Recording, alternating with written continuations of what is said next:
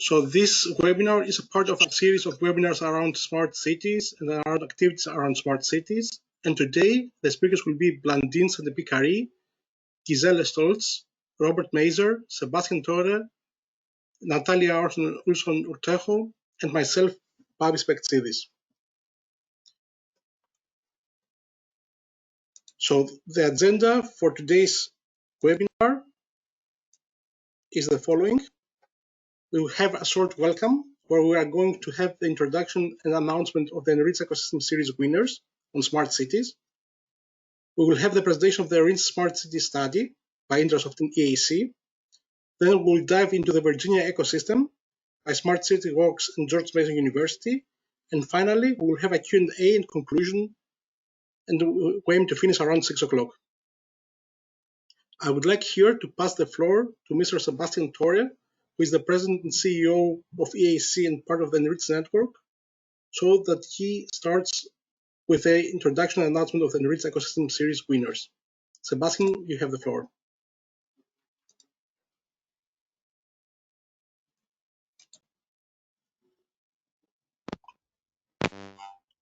Sebastien, I think you are muted. I'm not muted, but we can hear you now. Yes, we can hear you. Okay, just want to make sure. Otherwise, a problem with the headset. So, hello everyone. Thank you for participating. Thank you for attending. Yeah, we wanted to profit from that webinar to announce the winners of the last call we organized around smart city. It was called Ecosystem Showcase, where we were introducing the different ecosystem we work with. And so the idea was to do a different pitch session in different rooms for different locations. So we are announcing the winners for the 4 different rooms and 4 different locations. The first location is Atlanta. It was a jury that voted for the company Crada. I think Gizele is around, and he can say hi. But I know he's around because he just pinged me on WhatsApp. We have also the company Trezor Biofuels with Roger Preston Nakowski.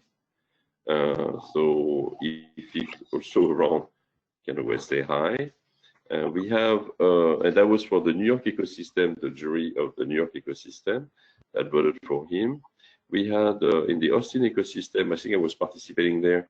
We had the company Sino Technologies with Zolt Robotka. So congratulations also to Zolt. If he's here, he can always say hi. We have in a Virginia room, the jury voted for Appentown, so Mass Factory Urban Accessible Mobility with Faustino Cuadrado. The only thing maybe for Faustino, if it's okay with him, Faustino in fact has won the last contest that we organized on another topic, and we are considering maybe giving the prize this time, because it's exactly the same prize that he won last time, to a short edition with Christophe Sibiud. So that's why also we want to do that call to make sure that everybody understand how it works. You can participate to many contests, but you can only win.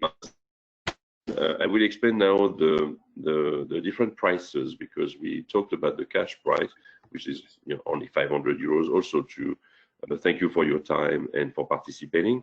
And if you go to the next slide, you will see that that's why we wanted to do that little presentation to explain the. So can I go to the next slide, or is that Babis? That okay? So the $500 price is what you go. I don't know why we put 500 euro. It's not $500. It's 500 euros. So sorry for the little glitch. So you will be in contact with Jack from INBIA. We will make sure that this price is sent to you. We have a joint press release that we are putting together with the ENRICH team, so you can have your name in a joint press release, talking about the price, talking about how the visibility you are having already in the US, And there's a little training and support for any local PR you'd like to have with us. So using the PR we put together and using it for any local press or media in Europe in that case. What we added here, because it's around smart city, we had a special we've been working with Smart City Works. We've been working with that ecosystem around Virginia that we will present today.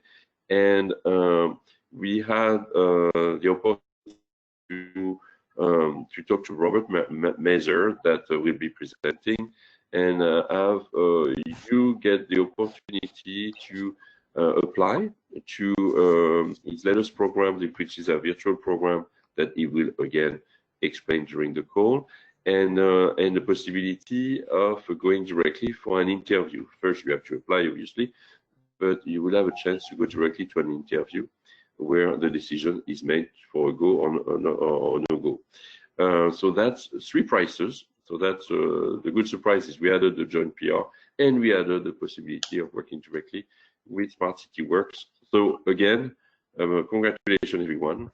Thank you for participating. For any comments or anything, you can use the chat room. You could have raised your hand in case you wanted to say anything. I see you, Gizele. So thank you, Gizele, for participating. And I know you have other thing working in Philadelphia, so that's also good news. And I think that the relationship is moving well forward with ENRICH.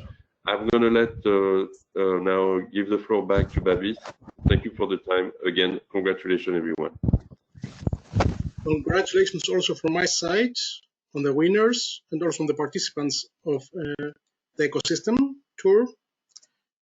So we will present a bit shortly now what the initiative is that we're working on. The ENRICH network is funded by the European Commission and offers services to connect European research, technology, and business organizations with the 3 front-runner innovation markets, Brazil, China, and the USA. But in the next period, we will have also ENRICH in Africa and ENRICH in India.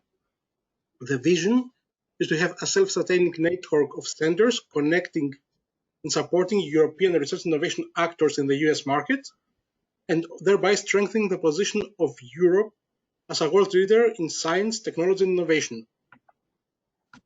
So, and our mission is the delivery of standardized services, reinforcing commercialization, and the collaborative programs, curriculum, and soft landing solutions between the EU and the US.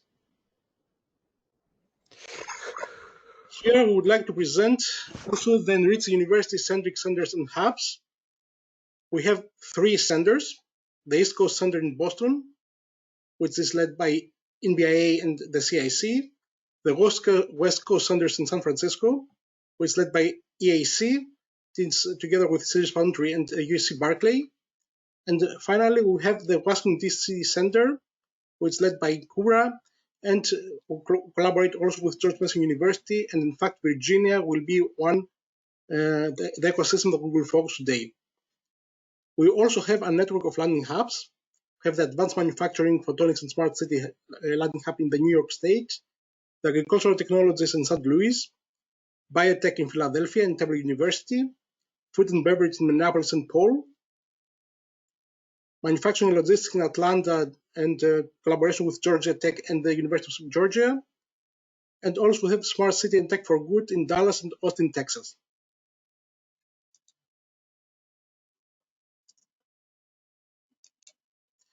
So what do we offer? We have created as ENRICH a journey for the European innovators. We start from getting you informed, learning about the US market and its research landscape from home, exploring the US research and innovation landscape by networking, receiving in-depth mentoring and training and also soft landing, and finally, finding the money for your research and commercialization or your business development. This lies in our heart, and therefore we create a full journey that we are presenting also today, and how you can benefit from going in this ecosystem that we are going to present today about smart cities and Virginia. So we have created in the past a study in the context of ENRICH in the USA about smart cities, and we aim in this study to provide relevant information on the US landscape concerning the smart city research community. The study provides information on the community, including key research universities, centers, and industry clusters, networks, conference and events, as well as important industry initiatives involving the public and private sectors. The study also tries to have to give you the possibility to provide you names that you can approach to develop collaborative projects with the US Smart Cities research community. And at the same time, we provide also the funding landscape that you will see also later on in this webinar. Why is those studies, smart cities, so important? Global spending on smart cities will reach about 190 billion in 2023. This comes from Statista, and in fact, this is more than double the amount that was the spending of 2018. So, what are the top priorities? The top priorities are resilient energy and infrastructure, data-driven public safety, and intelligent transportation. And in fact, according to the International Data Corporation spending guide, these areas will account about 50% or more than half of the smart cities spending. So these three areas will be key in the future. So we know that that there is a different perspective between the EU and the US in smart cities. For the EU, smart cities are defined as places where traditional networks and services are made more efficient with the use of digital and telecommunication technologies for the benefit of the citizens and businesses. This means smarter urban transport networks, upgraded water supply and waste disposal facilities, as also more efficient ways to light and heat building. It also means, though, a more interactive and responsive city administration, safer public spaces, and meeting the needs of an aging population. Even so, both cities in both sides of the Atlantic have the same problems, which are traffic congestions, poor air quality, social and digital exclusion, poverty, public safety, digital transformation, and also the aging infrastructure of our networks. So how do we tackle this? We try both to cooperate between EU and the US cities, but also we try to learn from each other. It has, in a recent study, and according to the Institute for Management Development, for the Smart City Index in 2019 that took into account on how citizens perceive the scope and impact of efforts to make their city smart, balancing economic and technological aspects with humane decisions, we can see that the top 10 smart cities are Singapore, Zurich, Oslo, Geneva, Copenhagen, Auckland, Taipei City, Helsinki, Bilbao, and Düsseldorf. In fact, the highest US city in this ranking was San Francisco, that we are privileged to be there with our West Coast Center in place 12, and also Washington, D.C., which are privileged to have the Washington, D.C. Center, which was in place 31. So, as mentioned, cooperation between US and EU cities is already happening on a limited scale through the International Urban Cooperation Program, which is a program funded by the European Union, which supports the achievement of bilateral policy objectives, as well as international agreements on urban development, climate change, for example, Urban Agenda, Sustainable Development Goals, and also the Paris Agreement. In fact, this EAEC programs engages with major international financial institutions and partners to link the cities so that they can collaborate. In that place, also EU businesses play an important role. To name a few of the pairings between European Union cities and US cities, we can mention the Italian city of Turin that partners with the US city of Baltimore to incentivize urban innovation, urban regeneration, and equitable economic development. The Italian city of Bologna that is collaborating with Austin, Texas on a range of issues from advancing a healthy local food system and improving resource efficiency to enhancing resilience to climate change, or also the French city of Lyon that is collaborating with Boston in smart city development, smart mobility, and equity and social inclusion. Of course, you can find all these pairings also in the website that is created by the program under the link that is provided also in this webinar. So here we present a graphical representation of some of the geographic areas that have been identified in the study. So you can see we have in our study grouped them as university research groups, research centers, and industry clusters. As you can see, the area around Washington, D.C. and Virginia is highly populated with some of the major activities that we will present, and of course California, the Massachusetts area, Georgia, Texas. So in this webinar, we're going to focus on the Virginia part. Now, we will provide you some ideas about the federal initiatives and funding. We have some short slides. So there are mainly at the federal level 4 bodies with large budgets that have that are made available for smart city R&D activities. The Department of Energy, which is committed to support advanced projects focused on smart energy and smart mobility, and it has, for example, the smart system. The Transportation Smart System Initiative in terms of energy, the Department of Transportation itself that supports research to advance smart cities in the area of transportation. For example, we have the Smart City Challenge, where we have mid-sized cities across the US developing ideas for an integrated, first-of-its-kind smart transportation system that uses data, applications, and technology to help people and goods move quicker, cheaper, and more efficient. We have the NIST, the National Institute of Standards and Technology, that focuses on the cyber physical systems and the Internet of Things, and considers the smart citizen communities to be an opportunity for studying this, the cyber physical systems and IoT at scale. And they have the Global City Teams Challenge and the Smart Cities and Communities Framework Series. In fact, we had in the past another webinar about smart cities, where we have a presentation of NIST, and you can also look at it through our website to check this presentation out, as it focuses on the activities that NIST does in this area.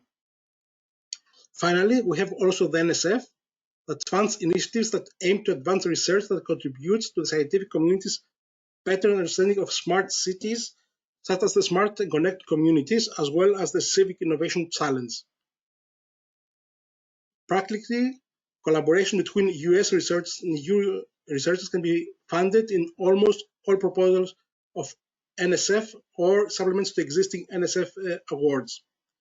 Now, I would like to pass the floor to Ms. Blandine Chantepie-Kari, who is the Vice President for the University Entrepreneurship and Soft Sliding Programs at EAEC, and also part of the ENRICH network. Blandine, you have the floor.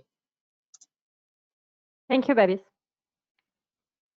So I would like just to give some overviews of the funding programs. So the different agencies that Babis just presented. One of the most common grant program that you may have heard of is SBRI and STTR.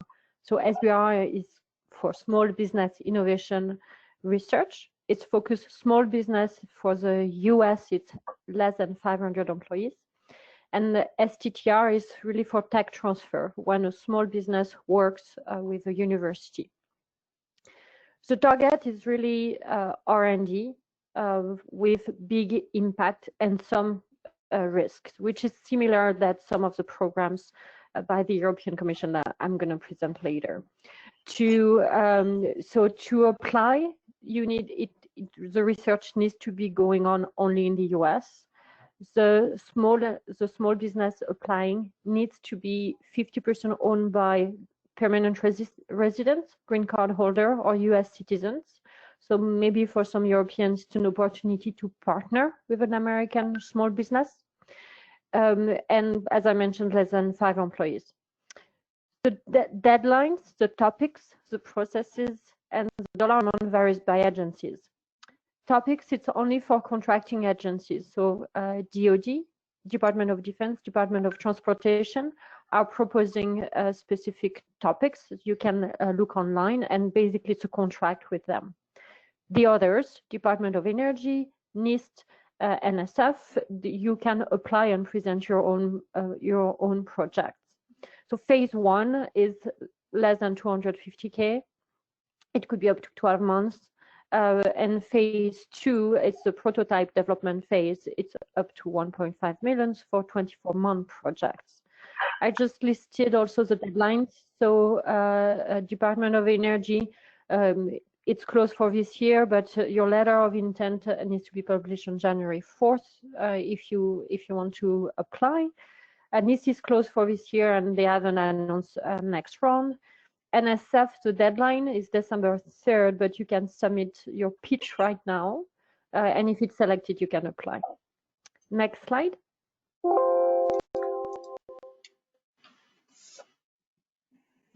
So now I'm just going to present quickly other funding. So the parallels, the program that the European Union is doing, it's EAEC Accelerator that some of you may know under former SME instrument.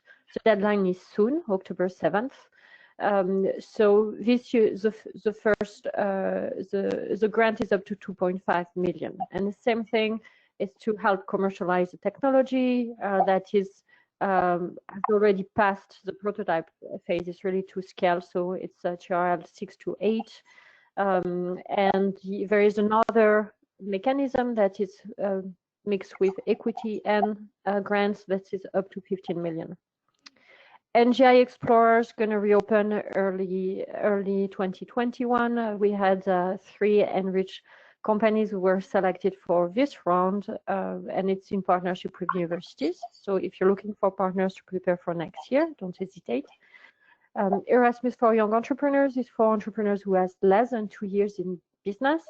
The deadline is around December 31st. For it ends in March, so it's up to 3 months traveling in the US. Last but not least, if you're a researcher or work with a university as the principal investigator, can apply to the ERC fund for up to 2.5 million euros. Most of the work needs to be in the US, but can be in the US as well. And there are other opportunities for mobilities of researchers around rural access. So you can look at those links and those opportunities. Next slide. So about our support, you can look at our website and you will see the different studies in information kit, like the study of smart city that we're presenting today. We are doing different ecosystem series that Sebastien mentioned earlier. The next one is on agri-food. We are also proposing turnkey soft landing solution, and you will see Gizele is going to present later on the solution we have at George Mason University. There is the Smart City Works accelerator. The deadline is October 3rd. Bob going to present it just after me. Other resources you may want to look at, the cluster platform, EU cluster platform, so you can identify some of the clusters have funding for projects in the US. There are also a bunch of virtual matchmaking events that are right now most of the time free by the Enterprise Europe Network. There are different also trade shows and Select USA Summit. You may want to Select USA. You may want to look at the different resources that are in the US states and also local in different cities in the United States. Thank you, Babis. I'm giving you back the mic.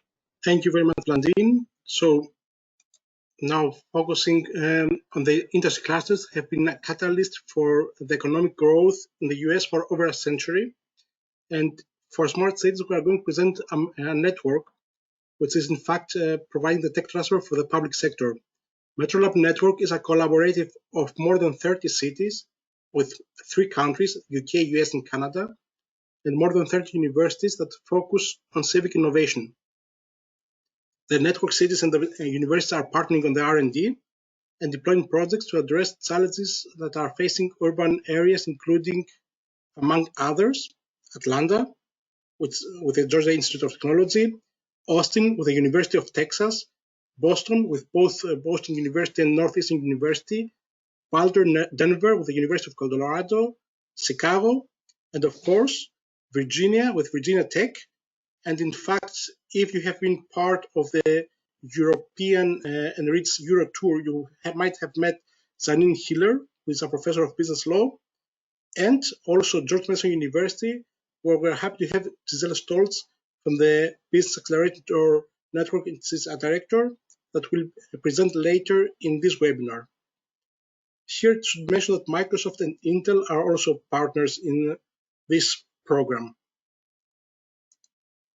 Now, moving on closer to the ecosystem that where our two distinguished speakers come from, Virginia. So in Virginia, we have both Virginia Tech and George Mason University.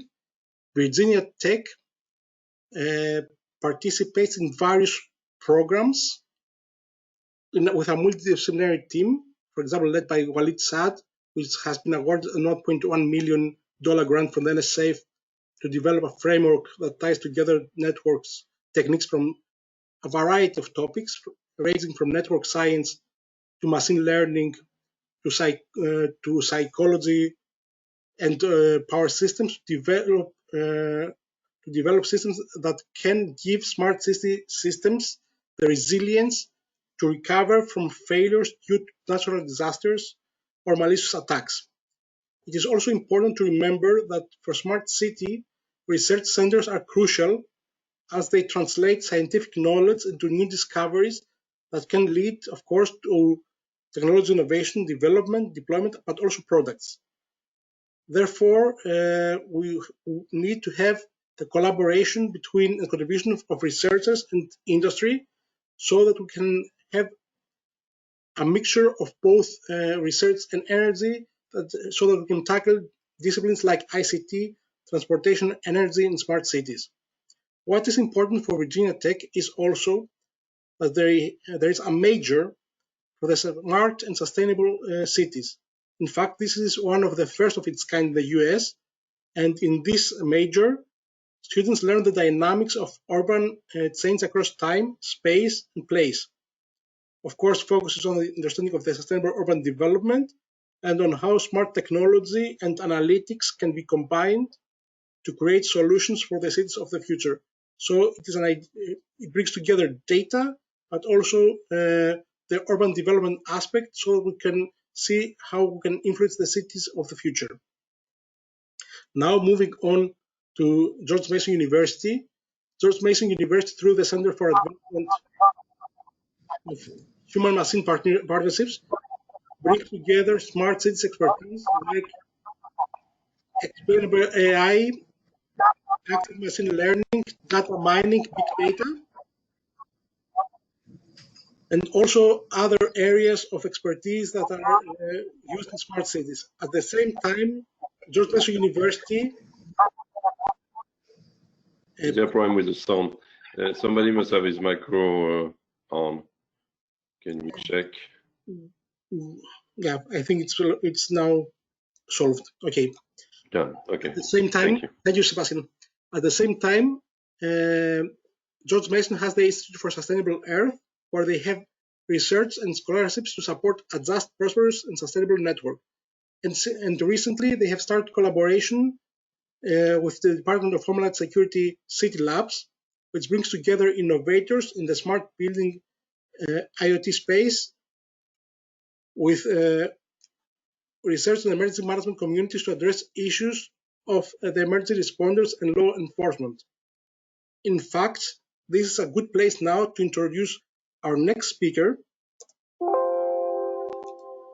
Mr. Robert Messer, who is the founder of the Smart City Works. Since Smart City Works is part of this city initiative, together with the Department of Homeland Security Science and Technology Directorate, CIT, TechNexus, and Smart City Works. So Robert has a multi-decade experience in developing creative and innovative solutions in the telecom industry. He has assisted in the conception and founding of a variety of companies. He has a PhD in law, and he's working focused on the intersection of technology, IoT, and new ideas in the built environment. So I would like now to pass the floor to Mr. Robert Mazur. Thank you very much. Really appreciate it, and really glad to be here. And thank you to Sebastien and Blandine for organizing this. It's great to share ideas and for people to understand what are going on in particular regions and areas and cities. I just, as a follow-up for what the previous discussion, we always use the word smart cities, but I think that's a misnomer because it's broader than that and narrower than that. And just in the DC region, in the Washington DC region, Smart City Works, which I'll explain to you what their program is shortly. But we have a very big interest by the entire Washington DC community in looking at this from a regional standpoint. So the DC Board of Trade has started something called Connect DMV, which means District, Maryland, and Virginia, and looking at the regional issues, because I don't think we can isolate just the cities because the way we're growing. And Virginia Tech particularly is spending a lot of time, and we'll have a program on looking at regional innovation and regional connection. Also, the state of Virginia, or the Commonwealth of Virginia, has what they call the Virginia Smart Community. So smaller towns and cities can access these technologies and knowledge base. And that program has brought in a whole slew of governments and organizations throughout this Commonwealth of Virginia. So I just want to make sure we don't forget that this is broader than just thinking of Washington, D.C. or Northern Virginia. It has a lot of different people and ideas and things to consider. So with regard to Smart City Works, we were started recognizing that there had not been a lot of innovation in the built environment and in cities, and we had not seen the emergence of digital technology to improve the way we live, work, and play. And our goal was to find a mechanism to encourage new companies, new technologies to grow in the community and help those companies build businesses, which is really the key of what we do. What we primarily do, we take 5 to say 7 companies twice a year into our program, and up until recently that has been an in-person program. We've had in the last cohort, which started in February, we had, I think, 6 or 7 companies. Unfortunately, because of COVID, we sent everybody home and continued the program on virtually.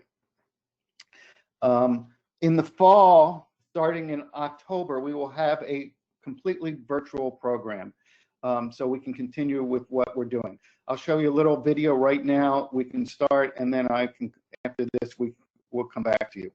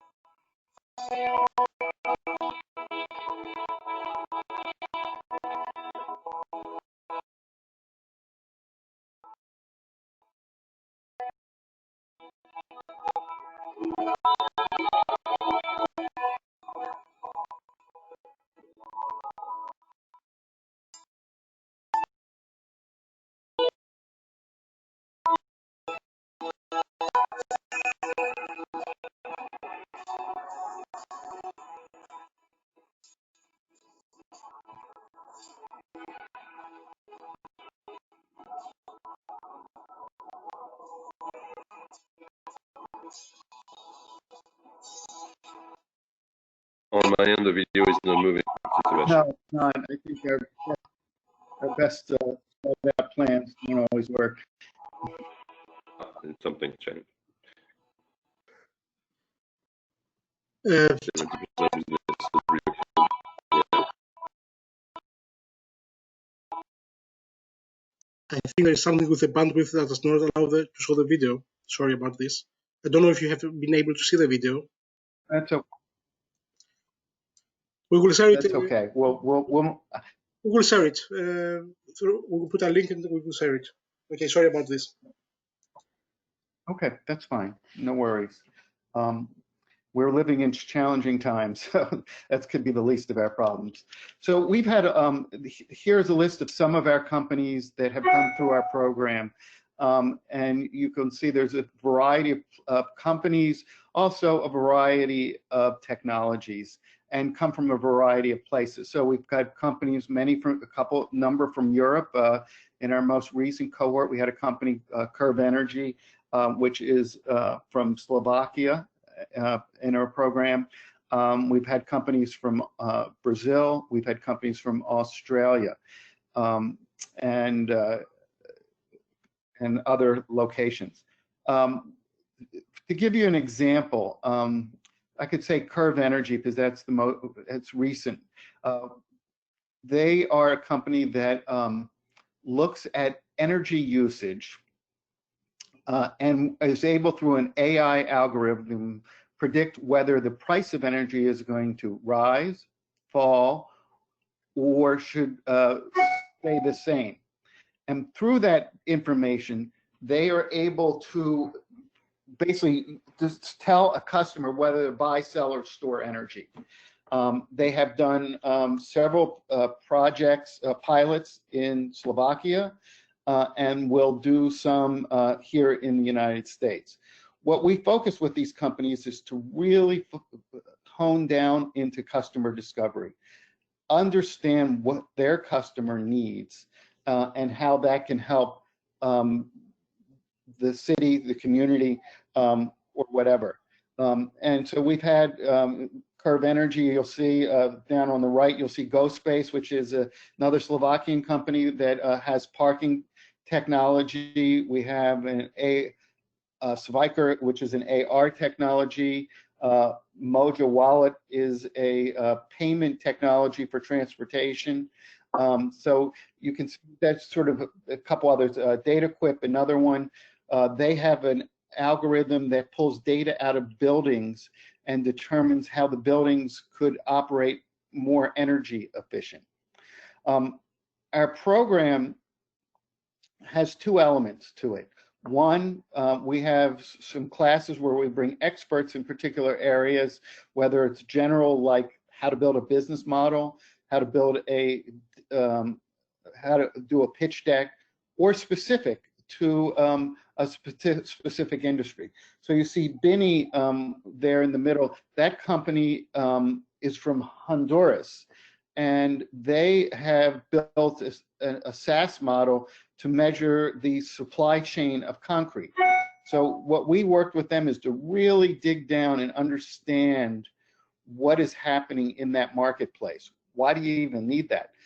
The reason is because today, concrete, the supply chain is measured basically by pen and paper and clipboard, which is just crazy in these days.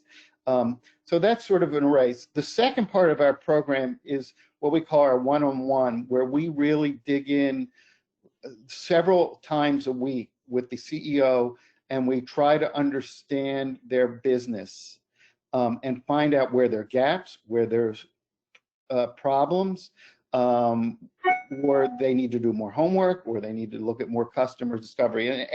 And we go through that. It's a very laborious process, but it's been very impactful to the companies.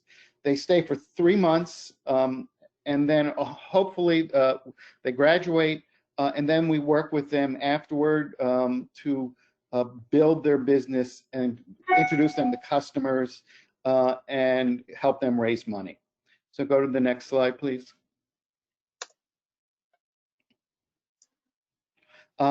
So we are now looking for companies for our fall 2020 cohort. We're looking in the areas of urban tech and IoT. We have a lot of interest from the local community in trying to find ways to recover from the COVID crisis. Of course, decarbonization and smart city related startups. One of the things that also makes us a bit unique is we have direct economic and business relationships with virtually every governmental jurisdiction in Northern Virginia. Every county that is in Northern Virginia, I believe, is a part of our program. And they're making their counties available to do pilots and prototypes, which is great. And I think when we talked about George Mason, we are involved with the program with the Department of Homeland Security. So not only are we helping to work with the companies, we're helping them and helping them find customers and helping them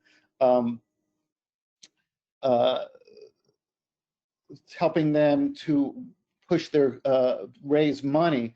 We're also helping them to prototype their products and technologies. Next slide, please.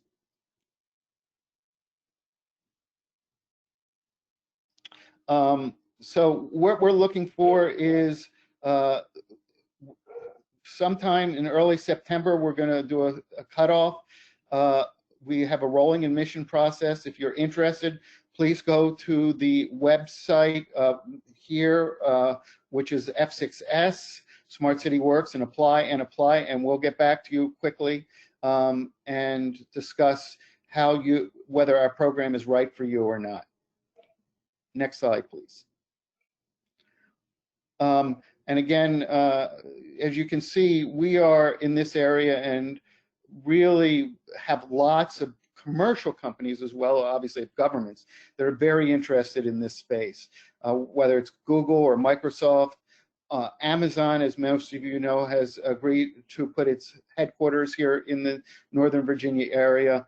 And we have a lot of, particularly in the tech, construction tech space, have a lot of companies located here, including big international companies like Bechtel, HIT Construction, Clark Construction, as well as universities, George Mason, of course, and many, many more. So there is a critical mass of companies in this space that are located here in the metropolitan Washington, D.C., and particularly Northern Virginia.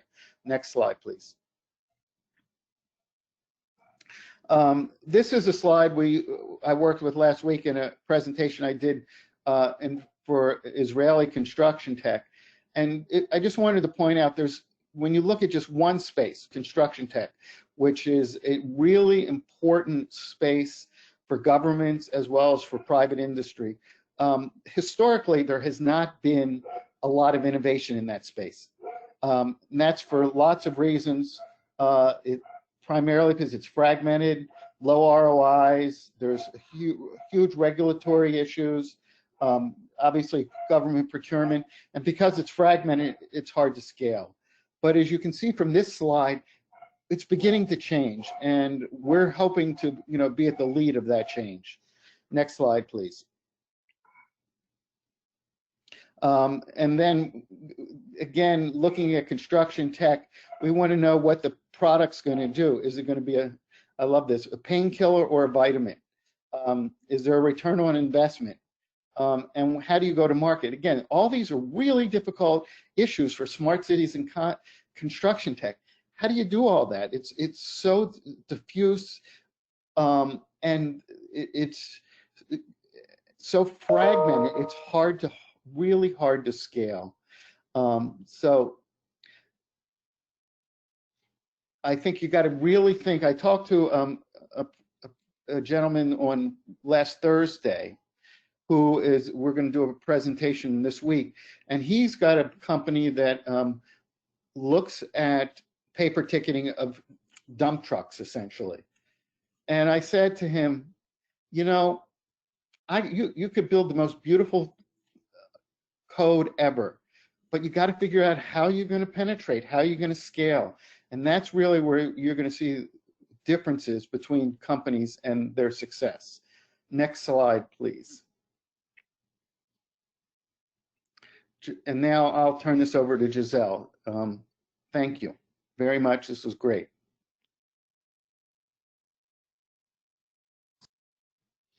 Thank you, Bob. So we've already touched on a little bit MEC. I think in a previous slide we talked about George Mason as well. So some of the things that we need to focus on about George Mason University is that this is one of the largest universities in Virginia, and it's a research university. Not only is it a research university, but then we focus a lot on sustainable Earth. This is one of the new programs that has been created in 2019. And there are 500 faculty who conduct research in 17 areas of sustainable development, including sustainable cities and communities, climate action, clean energy. And right now, there are about $43 million invested in funding for these sustainable development goals. So this working with George Mason, not only would you be working with a number of faculty, as I said, about 500 who are conducting currently research in this, but we also have the rest of the other steps in the that are mentioned from ENRICH, which are product development, market research, funding, all the assistance programs that you can have in a one-stop shop. So basically we have both the research going on at the university, and we also have the incubator space where we can assist you. And we work a lot with partners such as Smart City, but other incubators as well. So this is really a good space to be if you are involved in research and in climate action, in clean energy, in construction, in IoT, in everything. Again, we have a number of accelerator programs, and we also have the IDIA building, which is just next to, going to be just next to Amazon's headquarters, focusing on development and research in IoT and tech and cybersecurity and digital intelligence and all that. So in a nutshell, this is really a very good place to be if you want to both work in research and develop your company. And I'll pass it on to the next slide. Okay, so yeah, so thank you. I've already mentioned everything. So I'll pass on to the next speaker, who I'm not sure who that is. Sorry, it's still me. So what we do, so the in-house, we have a number of in-house mentors. We have just at the MEC in Fairfax in Northern Virginia, we have about 120 companies based there. We can provide training and mentoring and access to funding as well.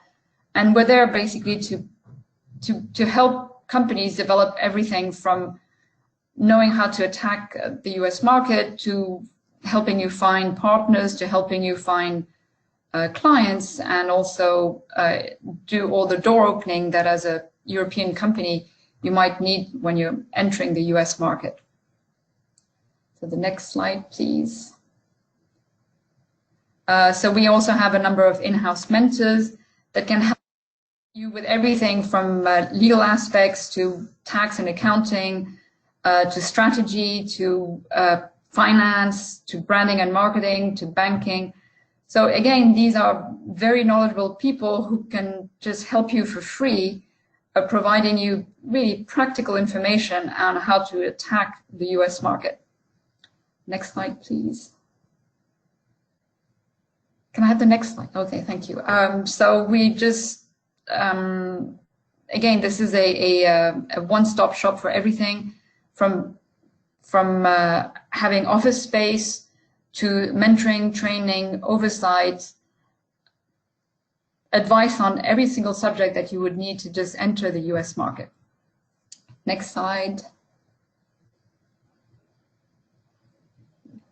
Okay, so anyways, anything that you need, just come and you can have a look at our website and watch our YouTube video.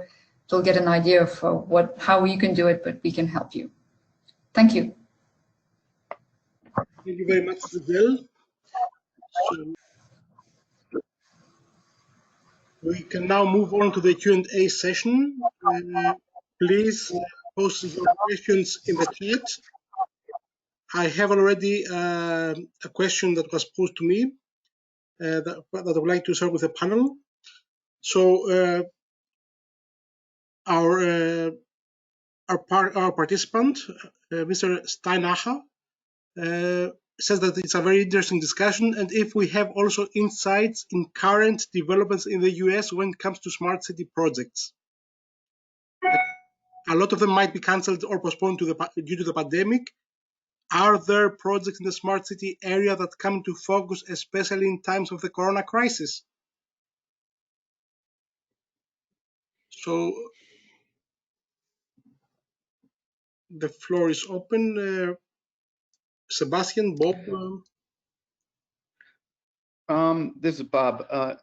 We see the governments we work with, the counties, particularly the local counties in Northern Virginia, are all, and the state, are all struggling to deal with the coronavirus crisis, both in terms of the economic and the health aspects. We've actually been fortunate enough to have some of our companies actually work directly with the counties. So one of our companies in our current cohort that just graduated is doing broadband in rural areas, which is a real challenge in the United States and I'm sure in Europe because of problems associated with ground cover and terrain. So we're working with the counties, their Department of Education, to try to bring broadband for teaching purposes in those communities. We have another company that graduated a couple years ago that has built software to notify citizens who have had COVID tests through SMS whether the results of those tests. And that obviously is very, very important right now.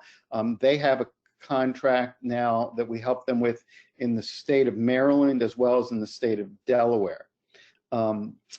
So they're looking at a lot of different things, but to be clear, they are also under financial stress and to the federal government for help. That has not come yet.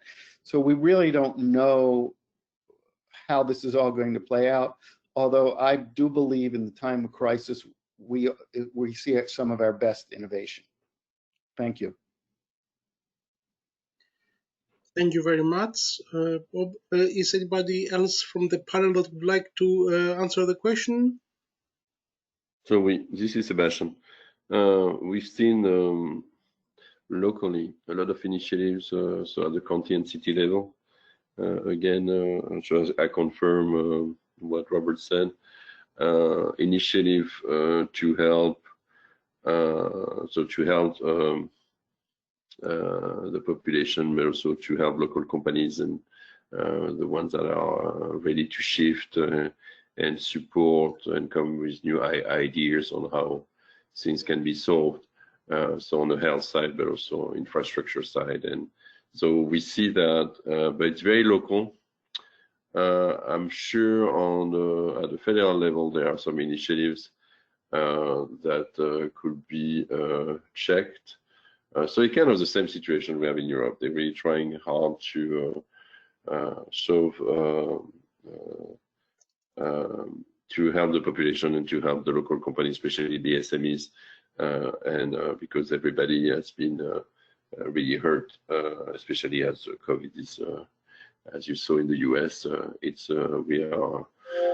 we are in it for a long period. So yes, and after that, it's about checking the web, checking kind of criteria. They're going to help a lot of the local SMEs.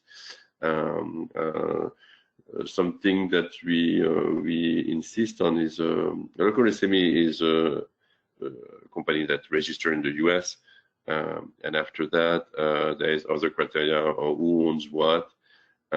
which means you can be a foreigner owning a US company, but under what percentage. So all of that has to be taken into consideration. So it's not only also, again, on smart city, it's on all the topics.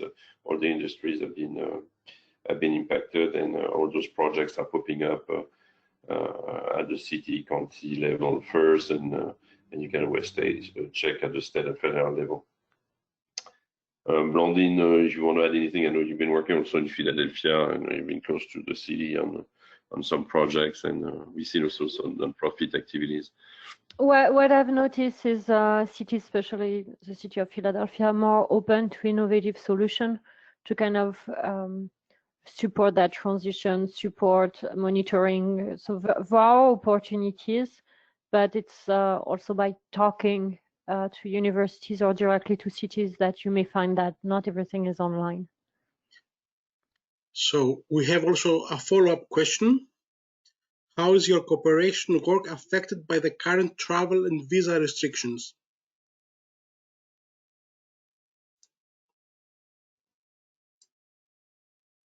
I can take this one.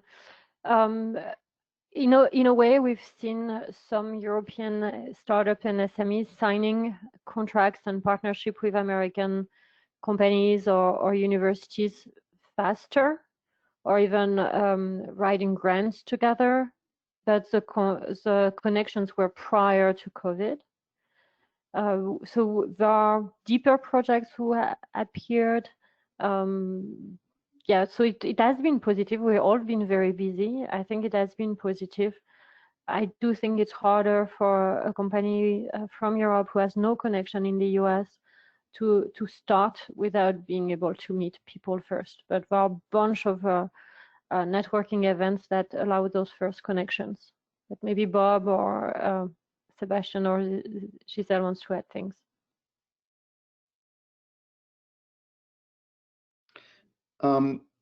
I think that's right. I think actually, we've made good use of virtual events to connect with people. I mean, I still believe you need to have that personal interaction.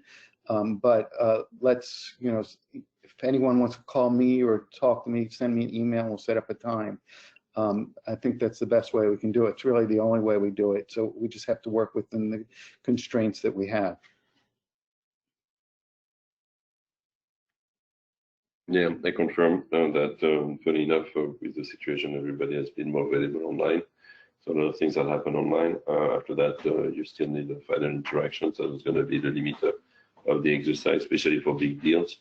Then you get that go through a pre-sales process, demo, and stuff like that. But we've seen a lot of things changing in terms of the first introduction, how to meet people. There's a lot of matchmaking events that are online. I'm talking about matchmaking event that connected usually to a big trade show. Maybe a big trade show is going to be canceled, but they're going to keep the matchmaking activity alive, or they're going to create one. So you can all profit from that. But that's really the limit of the exercise. Good for first meeting, second meeting, and after that, hopefully everything goes back on track. And so that pushed even all our project, the one of physical activities, are pushed to 2021. But we've been quite efficient this year at pushing all the different things we're working on and activating a lot of contacts. So I'm sure it's the same for everyone. So we are quite optimistic. Thank you very much, Sebastien. Maybe it's time to continue the further activities that we have planned until the end of the year, as people have no more questions.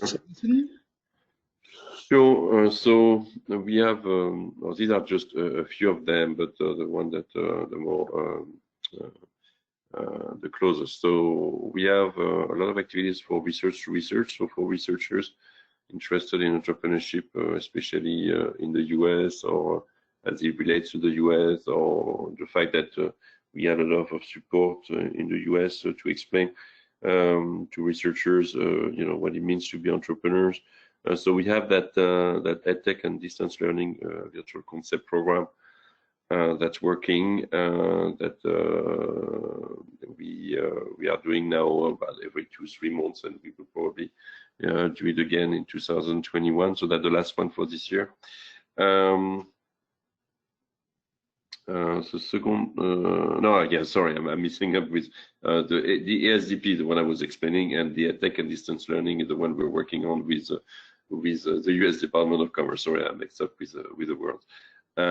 So we work a lot with the US Department of Commerce, and we're working with them on coming with solutions for universities that are interested to to come up with the education program online. And so that's the first one. The second one is the one I was explaining, the R2R research program, where we help researchers, move to entrepreneurship. And that's the last one for this year. The next August 25th is a program on that we've been running on the Tech for Good and then Smart Cities. So this one is about agri-food and technology, the 25th of August. We will have some different session of pitch in different ecosystems. Ecosystems like Northern California, San Luis, and the Philadelphia area, and we hope you can attend for the one who are interested in the topic.